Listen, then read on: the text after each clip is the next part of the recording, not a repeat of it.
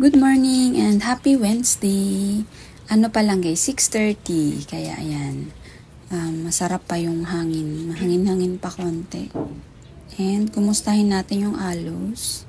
And dito ko pala nilagay guys yung ating Durstinia. Ayan, hoping na lumaki yung mga leaves nila.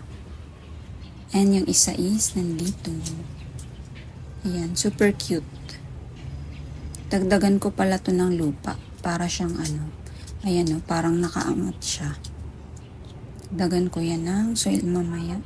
Yan yung Chloe ko guys na bago. Pinugutan ko pala. Kasi diba super, ang laki nung kanyang mother. Kawawa yung babies. Ayan, kasi para naman mag yung mga baby niya. Makasagap ng sapat na sun. Yung super bomb ko dito. Nilagay ko lang siya dyan. Tapos naarawan na. Parang na siya. Hindi naman siya naglanta or na sunburn. Ang bait talaga ng super bomb. So ayan, ang mga aloes ko dito guys, ito yung isa. Grabe, super lush na nito. Hindi ko to tinatanggalan kasi ng babies. Kasi ang cute niya tingnan oh. Yan, yung pot niya kasi yung parang goblet.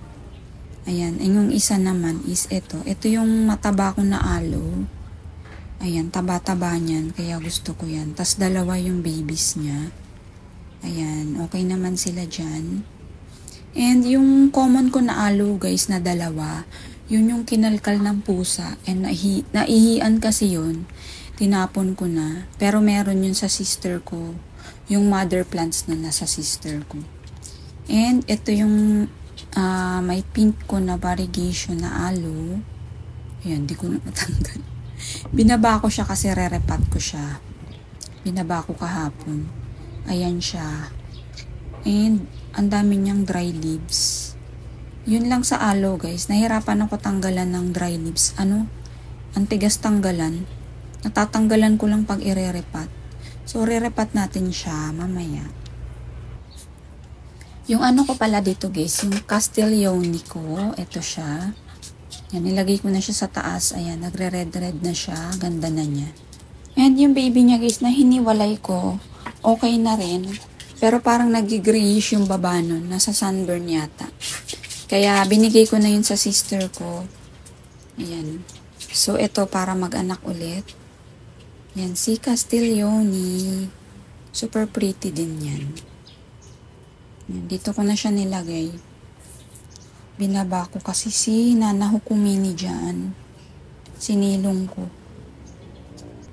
And yun dito sa loob, ito yung white ko na aloe. Yan, lumaki na siya talaga. Since nung nabili ko na, super liit lang noong July or August. Ayan, ang laki na niya guys. And gustong gusto ko to kasi white siya, tsaka yung tip niya ang lalaki. Pero wala pa siyang baby. Yan. Siguro bihira talaga mag-baby yung mga ganito. Ayan. Tapos, ang baby nung pink ko, ito. Ito lang tinira kong baby niya eh. Yung pink natin, ito. Ayan, ang dami kong nakuha ang babies niya nakaraan. And, pinamigay ko. So, ito lang yung tinira ko. Pero pahaba yung leaves niya. Kasi siguro nasa lilim. Hindi siya gaanong naarawan. Kaya yung leaves niya ganyan. Pero lumaki na yan guys. Maliit lang kasi yan noon.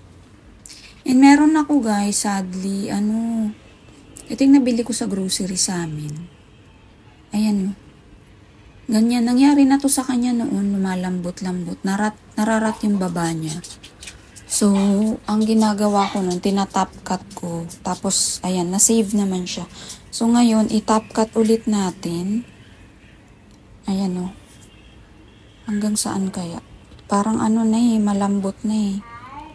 Tingnan natin kung saan, hanggang saan ko makakat. Ayan, nangyari na to dati. Na-save ko naman. Teka dito. Ay, hindi. Ayan o. Narat talaga siya. Kaya ako nga to nilagay sa loob eh. Ay, parang hindi na. Ayan, di na natin siya masisave guys. Nasa Nasa top na talaga yung rat niya. Ayan, wala na. Di ko rin alam yung name nito.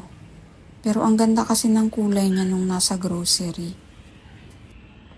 Dito ko irarapat guys yung ating aloe na pink. Hybrid lang aloe yan. Yan. Sayang nga kasi itong mga pot na to. Nabili ko nung 2020. And para matanggal na natin yung dry leaves. So ayan guys. Pag nagre-repat lang ako, tsaka ko lang talaga na natatanggal tong ano niya. Mga dry leaves. Kasi hirap tanggalin. Teka, hindi ko mabunot. Anin pa natin. Tingin ko root bound na rin to.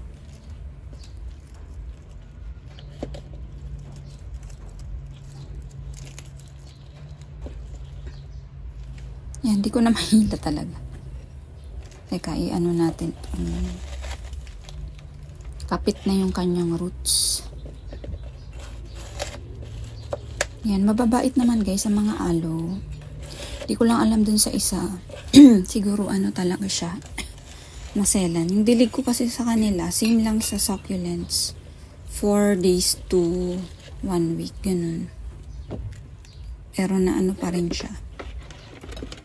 Nagmashi. Dito ko muna Teka. Ayun nga. Root bound na nga siya guys. Ayan. Ayan, mahihila na natin to sa wakas. Kakagigil pa naman. Ayun, ang tigas talaga. Ang tigas ng ng dahon ng aloe. Kaya minsan ginugupit ko na lang. Pag gupit kasi ang pangit din pag may natira. Tumatigas pa yung isa. Yan yung mga babies nito guys, hindi ko aalisin. Maganda kasi ito na mukha siyang lash kasi bilugan yung ating pot. So cute siya tignan pag pag palibot yung babies niya. Hindi to pa tigas talaga. Hello, super cute. Super cute ng kanyang baby dyan.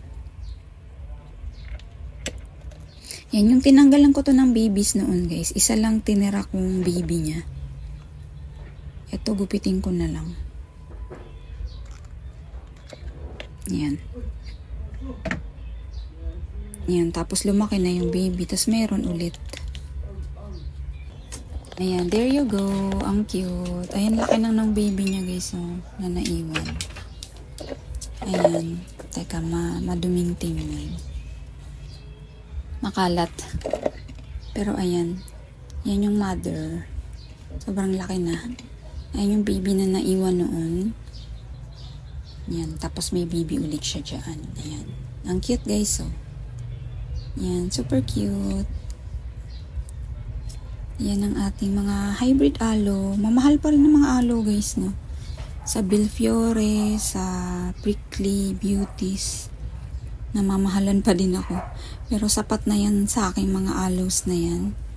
Hindi na muna ako madadagdag. So, thank you so much for watching.